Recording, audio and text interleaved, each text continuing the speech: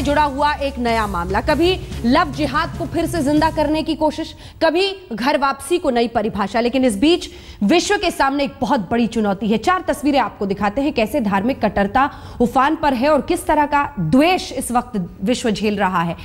Paris पर जिस तरह के आतंकी हमले हुए हैं वो सबसे महत्वपूर्ण, और वो भी किस वजह से ये भी पता है, क्योंकि कार्टून कुछ इस तरह के छापे गए थे जिसके खिलाफ जाते हुए बताया जा रहा है कि इस संगठन ने यह हमला किया है। दूसरी तरफ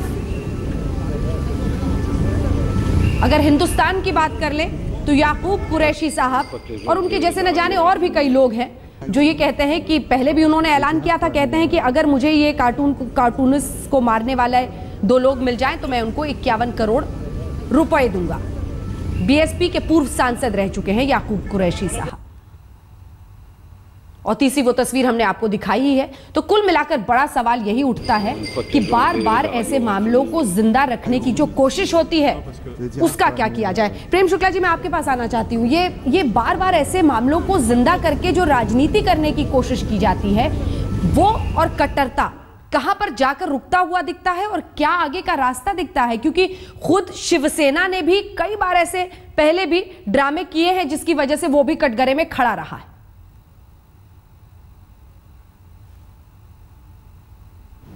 ये जिसमें शिवसेना के लोगों ने किसी भी पत्रकार की हत्या की हो, पूरे 50 वर्षों के इतिहास में 1966 से 2014 तक एक उदाहरण, आप शिवसेना को जब इस मामले में घेर रहे हैं तो मुझे लगता है कि इस तरह कोई उदाहरण होना चाहिए समक्ष। दूसरी तरफ आप देखिए, आप जो हैं डीएमके को छोड़ देते हैं जब 5 लोगों की हत्या हो जाती है सिर्फ ये कह देने पर कि स्टालिन जो है वो करुणानिधि के जो है वो वारिस हो जाएंगे। लालू प्रसाद यादव जी के शासनकाल में टाइम्स ऑफ इंडिया के सिटी एडिटर पर फायरिंग हो जाती है, मृत्यु हो जाती है, उसको आप मुद्दा नहीं बनाते।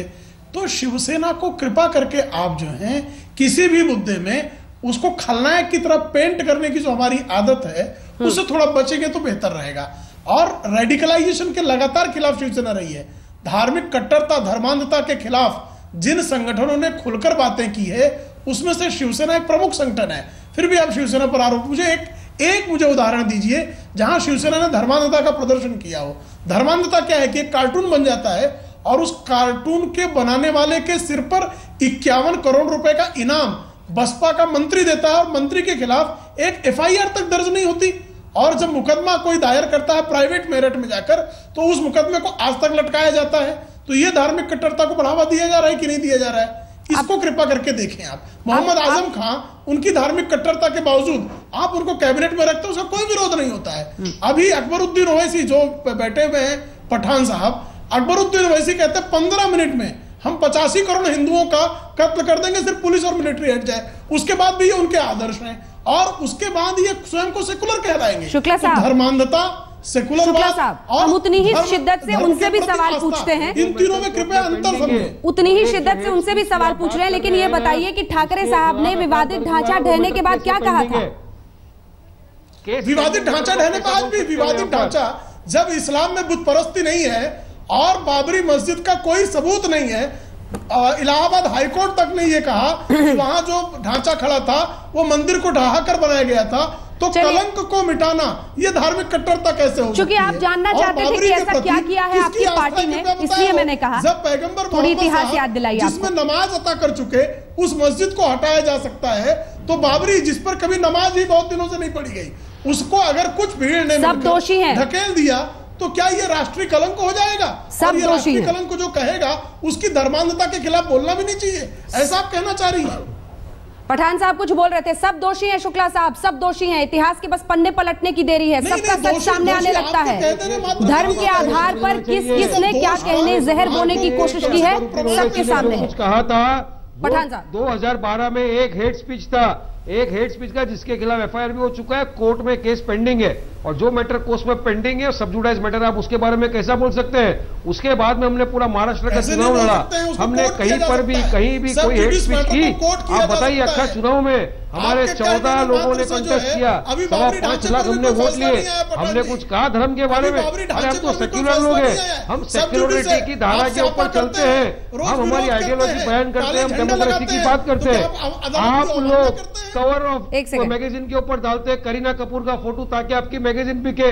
आप हम नहीं डाल रहे हैं, कृपया अपने शब्द वापस चले गए। लें। आप वारिस किस तरह की पठान, राजनीति कर आप रहे जो हो? छोटा शकील आप के अपराध रिलीजन के की अपराधी राजनीति नहीं कर हो रहे हो। आप फिल्म वारिस स्टार्स पठान, को लेकर आप पठान साहब, करके वो राजनीति कर रहे पठान हो। साहब, आप किस तरफ देश को हम लेकर उसकी जाना निंदा चाहते हो? कर रहे हैं, खड़े किस रहे। तरह की राजनीति आपकी आप तरफ कर जो रहे हो? है, और आप हम इल्जाम दोगलापन लगाते हो नहीं हमारी दिखा पार्टी के ऊपर।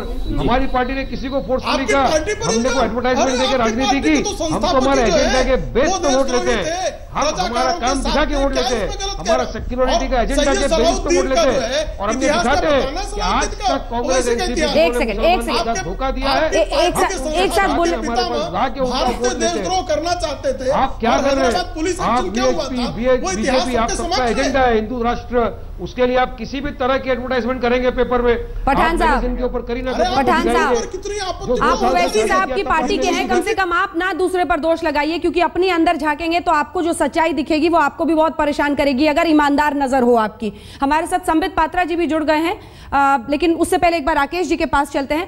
राकेश जी, सवाल यह है कि आपकी सहूलियत से धार्मिक कट्टरता की लकीर नहीं बनती है, फिर उसका कौन क्या मतलब निकालेगा और कहां तक मामले को ले जाएगा, ये खुद पैदा करने वाले की भी सोच से बाहर की बात हो जाती है, उसकी कल्पना के परे की बात हो जाती है। तो आप धार्मिक कट्टरता को अपनी सहूलियत के हिसाब से जब इस्तेमाल करते हैं तो फिर तैयार रहिए कि वो कहां कहां तक जाएगा और नतीजा क्या क्या निकलेगा।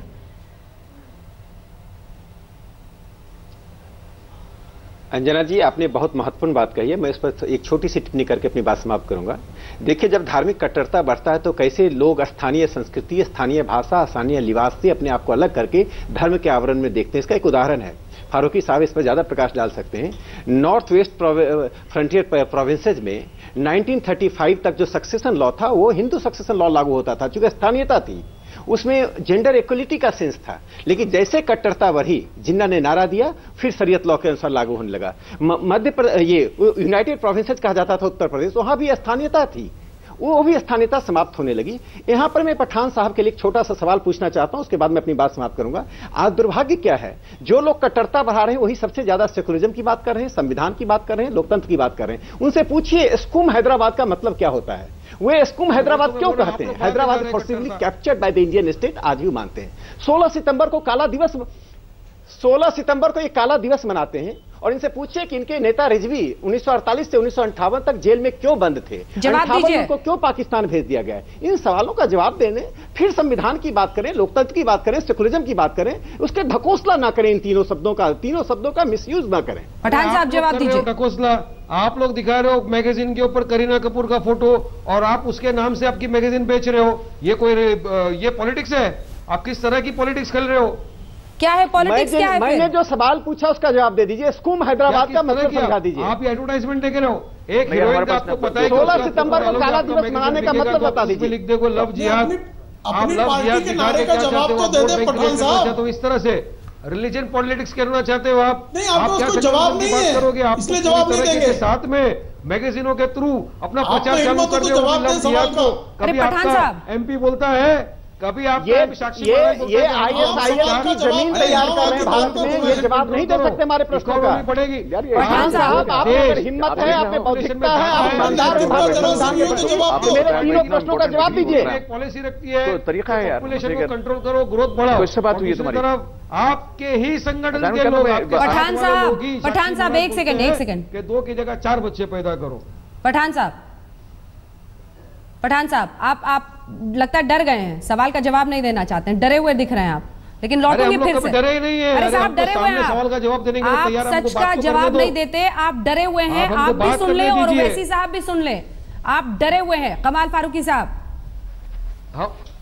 हम कोई डरे हुए नहीं है, हम लोग तो सामने आके खड़े हुए। आप डिबेट को डिरेल क्यों करते हैं? जवाब दीजिए, सुनिए एक बार फारूकी साहब। उल्लंघन नहीं किया क्या? आप चाहते ये हो कि डेमोक्रेसी में एक इंसान को हक नहीं है बात करने का, अपने आइडिया पेश करने का, बात करने में और देश को तोड़ने में बड़ा फर्क होता है। क्या हमको फंडामेंटली बोलने भी नहीं दोगे? फारूकी साहब, हमको राइट है। एक सेकंड रुकिए, आपकी बारी आएगी सर, आपकी बारी आएगी, प्लीज रुक जाइए। पठान साहब प्लीज रुक जाइए, आपकी बारी आएगी। कमाल फारूकी साहब,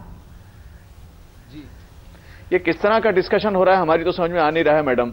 वैसे इस तरह से कोई बात हो सकती है? मुल्क के हालात जिस तरह के हैं, कोई सीरियस डिस्कशन हो, पता चला है कि एक मछली बाजार बना हुआ है। जो चीजें जितनी रिस्पॉन्ड की गई हैं, इस वक्त आपने जो इशू रखा था उसके ऊपर रुकिए। जो प्रेम शुक्ला जी ने प्रेम प्रकाश भाई ने जो बात कही है, मैं उस बात को अप्रिशिएट करते हुए बात करता हूं कि मतलब जो उन्होंने कहा कि भाई ये करीना कपूर के साथ में जो फोटोग्राफ के साथ में ज्यादती कही है, वो एक मानसिकता है, इसको कंडेम करते हैं हम लोग, और वो कोई भी करे वो गलत है। जहां तक हमारे सिन्हा भाई ने जो बात कही है, तो उनकी खिदमत में एक बात ये अर्ज करते हैं कि जहां तक कॉन्स्टिट्यूशनल वैलिडिटी का ताल्लुक, जो आप पहले की बात कर रहे हैं, पहले भी काजी एक्ट और मुस्लिम पर्सनल लॉ के हिसाब से ही सक्सेशन वगैरह होता था। ऐसा नहीं होता था कि कोई हिंदू मैरिज एक्ट के हिसाब से होता था। और जहां तक बाबरी मस्जिद के ताल्लुक प्रेम भाई ने बताई है, आपको पता होना चाहिए कि 550 साल तक 1949 दिसंबर तक वहां बाकायदा नमाज होती रही है। अब हमको जबरदस्ती आप नमाज पढ़ने से मना करते हैं, तो इसमें क्या किया जा सकता है? और हाई कोर्ट का डिसीजन, भाई अभी कोई हाई कोर्ट का डिसीजन फाइनल नहीं है, और जिसको आप सिर्फ एक पार्ट को कोट कर रहे हैं, बाकी दूसरे पार्ट को आप कोट नहीं कर रहे हैं। हम दोनों, देखिए प्रेम भाई, देखिए जब आप बोल रहे थे तो मैं बिल्कुल खामोश था मेरे भाई, जब आप बोल रहे थे बिल्कुल खामोश। मेरी वो आदत नहीं है कि मैं बीच में बोलूं। देखिए बात क्या है कि वो एक मस्जिद थी और वहां पर दिसंबर 1949 तक बाकायदा रेगुलर नमाज होती रही है। ये एक हिस्टोरिकल फैक्ट है, ये हिस्टोरिकल फैक्ट है, आप इसको डिनाई थोड़ी कर सकते हैं भाई, ये आप इसको डिनाई नहीं कर सकते, आप इसको डिनाई नहीं कर सकते। एकदम डिनाई करो। तो मेरा कहने का मतलब, अच्छा जो मामला सब जुडिस से ऊपर उलझकर हम और उलझाने की कोशिश ना करें। मेरे भाई एक ब्रेक के लिए रुकना। अच्छा, इस बहस सबसे तकलीफ इस बात की है कि ये कहां जाकर रुकेगा ये समझ में नहीं आता है, क्योंकि कुछ लोग राष्ट्रवाद के नाम पर अलग बातें करते हैं, कुछ धर्म से जोड़कर अलग बातें करते हैं, और बढ़ते बढ़ते विवाद इस तरह के हो रहे हैं कि हर धर्म अपने आप को बड़ा बताना चाह रहा है, और कुछ लोग उसमें से अपने धर्म को बड़ा बताना चाह रहे हैं और दूसरे को नीचा दिखाने की कोशिश उसमें शामिल हो जाती है। और इसीलिए पठान साहब, मैं आपके पास आना चाहती हूँ, मैं चाहती हूँ सबसे छोटे छोटे रिएक्शन मिले इससे जल्दी। क्या जो आप कह रहे हैं कि सिर्फ उन्होंने एक राय रखी थी, कम से कम अपनी राय पर अब शर्मिंदा हैं आप कि ऐसा नहीं बोलना चाहिए थे? एक चुने हुए सांसद हैं, उनके लिए बिजली, सड़क, पानी, सड़क के गड्ढे, लोगों की जिंदगी बेहतर करना मुद्दा होना चाहिए, ना कि कौन क्या पैदा हुआ था किस धर्म का। ये क्यों नहीं बोलना चाहिए? उन्होंने अपना फंडामेंटल राइट था डेमोक्रेसी में यूज किया। उन्होंने और भी बहुत सारी नेशनल इंटरेस्ट की बात की थी उस दिन, लेकिन आप लोगों ने वो नहीं दिखाया। उन्होंने बहुत सारी नेशनल इंटरेस्ट की बात करी, लोगों के पानी नहीं आ रहे हैं, लोग किस हालत में रह रहे हैं, महाराष्ट्र में आरक्षण की जरूरत है। नहीं, इस बात से उनका क्या मकसद था? इस बात का क्या मकसद था? इस बात से उनका एक ही मकसद था कि हमको जबरन जो धर्म परिवर्तन कराया जा रहा है वो गलत है, हमको धर्म परिवर्तन करने की कोई जरूरत नहीं है। हमारी तो मान्यता है कि हम जो पैदा हुए हैं तो हम ये मुसलमान ही हैं, हमको जबरन 5 लाख रुपए की रिश्वत देके धर्म परिवर्तन कराया जा रहा है, ये उनका बोलना था। तो उसको आप लोग एक सेकंड मानना है, मानिए, नहीं मानना है, अंजना जी,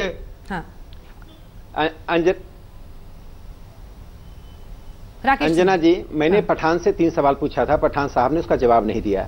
स्कूम हैदराबाद का मतलब होता है फोर्सिवली हैदराबाद को कब्जा किया गया भारतीय राज ने। 16 सितंबर को इसलिए काला दिवस मनाते हैं कि उस दिन हैदराबाद का इंटीग्रेशन हुआ।